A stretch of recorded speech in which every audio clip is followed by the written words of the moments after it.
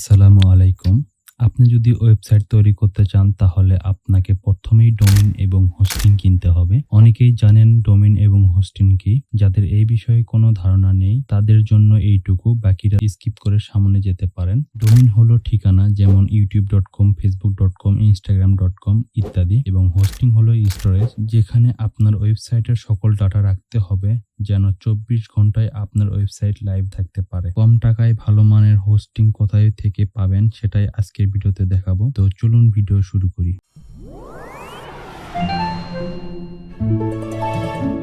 প্রথমে আমরা আমাদের ব্রাউজারে আসব, এরপর ব্রাউজারে লিখব hostek.com, দেন ইন্টারে ক্লিক করব।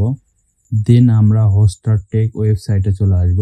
দেন একটু নিচ থেকে আসবো, আসার পর এখানে দেখেন সার্চ ইওর ডোমেইন নেম। তো এখান থেকে আপনাদের ডোমেইন নামটা সার্চ করতে পারেন, এবং তার পাশে রয়েছে students special offer, get 30% off. তো আপনারা যদি স্টুডেন্ট হয়ে থাকেন তাহলে 30% ডিসকাউন্ট পাবেন। প্রাইস রয়েছে .com store, online, XYZ site এবং ইনফো ডোমেইনের। তো এখান থেকে আপনাদের যে ডোমেইন প্রয়োজন সেই ডোমেইনটা এখান থেকে নিতে পারেন। তো আমি একটু নিচ দিকে আসবো। দেন এখানে যদি দেখেন, এখানে আমাদের হোস্টিং প্যাকেজ রয়েছে। এখান থেকে মান্থলি প্রাইস এবং ইয়ারলি প্রাইস রয়েছে। এখানে মান্থলি প্রাইস থেকে আমরা ইয়ারলি প্রাইসে যাব। তো এখানে আমাদের প্যাকেজটি দেখতেছেন, এখানে প্রথম প্যাকেজটাই 50 জিবি স্টোরেজ, এবং দ্বিতীয় প্যাকেজটায় 100 জিবি স্টোরেজ, এবং তৃতীয় প্যাকেজে আনলিমিটেড স্টোরেজ, র্যাম রয়েছে 4 জিবি 2 কোর, এবং চতুর্থ প্যাকেজে রয়েছে আনলিমিটেড স্টোরেজ কিন্তু র্যাম রয়েছে 2 জিবি 2 কোর সিপিইউ। আপনাদের যেটা প্রয়োজন মনে হবে সেটা আপনারা এখান থেকে নিতে পারেন। এখানে প্রাইসও ভেরি করবে আপনাদের হোস্টিং এর উপরে। তো এখান থেকে আপনাদের যেটা প্রয়োজন হবে সেটাতে অর্ডার নাও ক্লিক করবেন একটু নিচে এসে। তো আমরা এটাতে অর্ডার নাও ক্লিক করি। দেন এখান থেকে আপনাদের ডোমেইন সিলেক্ট করতে হবে। তো ডোমেইন সিলেক্ট করার জন্য এখানে আপনাদের ডোমেইন নামটা দিয়ে দিবেন। আমি আমার ডোমেইনের নামটা দিয়ে দেই। এরপর এখান থেকে আপনারা কি ডোমেইন নেবেন তো এখান থেকে সিলেক্ট করে দিতে পারেন।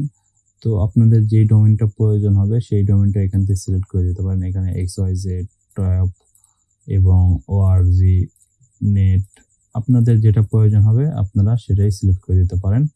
অথবা আপনাদের যদি ডোমেইন থাকে সেই ক্ষেত্রে আপনারা একদম শেষেরটাতে ক্লিক করবেন। দেন আপনাদের ডোমেইন নেমটা এখানে দিয়ে দিবেন। XYZ হলে XYZ দিবেন, এবং .com হলে .com দিবেন। তো আমার নাইকে আমি রেজিস্টার করব নতুন, তো এখান থেকে এটা নিলাম। এরপর চেকে ক্লিক করব। দেন যদি অ্যাভেলেবল থাকে তাহলে আমাকে এটা কন্টিনিউ করতে দিবে, অথবা ক্যান্সেল লেখা আসবে। তো আমি এখান থেকে কন্টিনিউ ক্লিক করব। দেন এখানে আমাদের প্রাইসটা শো করতেছে, এখানে আমাদের প্যাকেজটা শো করবে। তো এখান থেকে আমরা কন্টিনিউ ক্লিক করব। দেন এখান থেকে আমরা DNS ম্যানেজমেন্ট এবং ফ্রি ইমেল ফরওয়ার্ডিং এটা নিতে পারি। তো এরপর আমরা কন্টিনিউ ক্লিক করব। দেন আমরা যদি এখানে দেখি, এখানে আমাদের প্রাইসটা শো করতেছে $25.48। তো এখানে আমাদের ডোমেইনের প্রাইস পড়ছে $8.49 তো এখান থেকে আমরা চেক আউটে ক্লিক করব।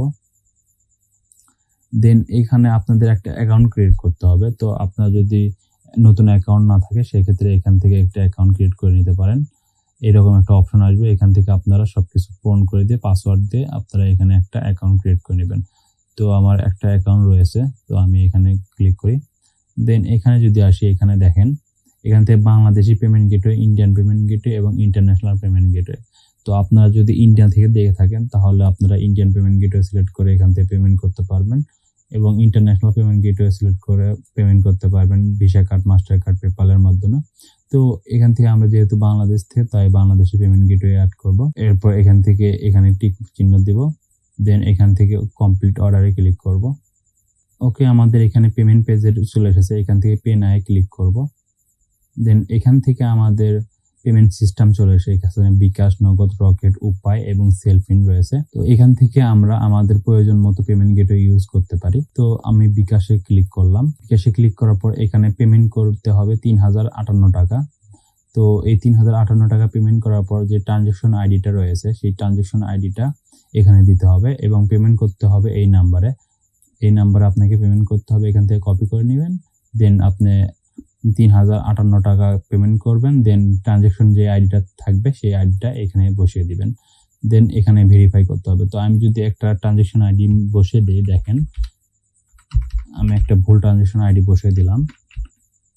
এরপর যদি আমি ভেরিফাই করি, তো এখান থেকে ভেরিফাই ফেল দেখাচ্ছে। যেহেতু আমি এখানে ভুল ট্রানজ্যাকশন আইডিটা বসিয়ে দিয়েছি, সেক্ষেত্রে আমাদের ট্রানজ্যাকশন আইডিটা ভুল দেখাচ্ছে। তো আমরা এখানে সঠিক ট্রানজ্যাকশন আইডিটাই দিব।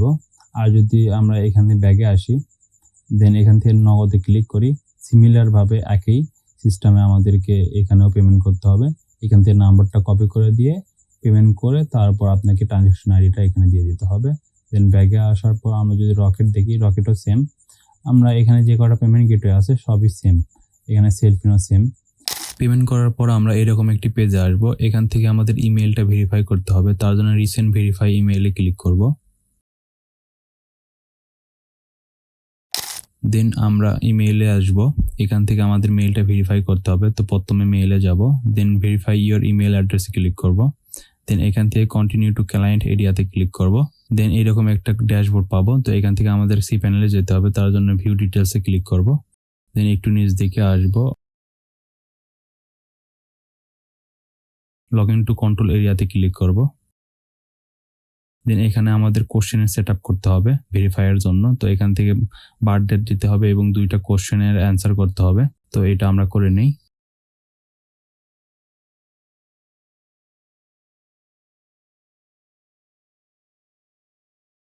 দেন কমপ্লিট টু সেট আপে ক্লিক করব।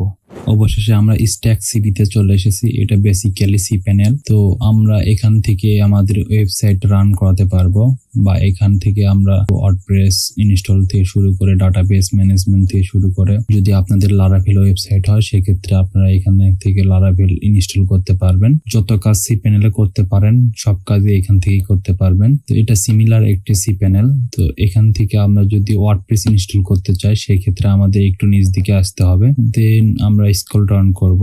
এখানে দেখেন ওয়ার্ডপ্রেসের অপশন চলে এসেছে। তো এখানে আমরা ক্লিক করব। এখন আমাদের ওয়ার্ডপ্রেস ইনস্টল করতে হবে। তো এখান থেকে ডোমেইন নেম সিলেক্ট করে দিতে হবে। তো আমি এখান থেকে আমার ডোমেইন নামটা সিলেক্ট করে দেই। দেন এখান থেকে ডিরেক্টরি এটা দেওয়া লাগবে না। এরপর এখান থেকে ইনস্টল ওয়ার্ডপ্রেসে ক্লিক করব।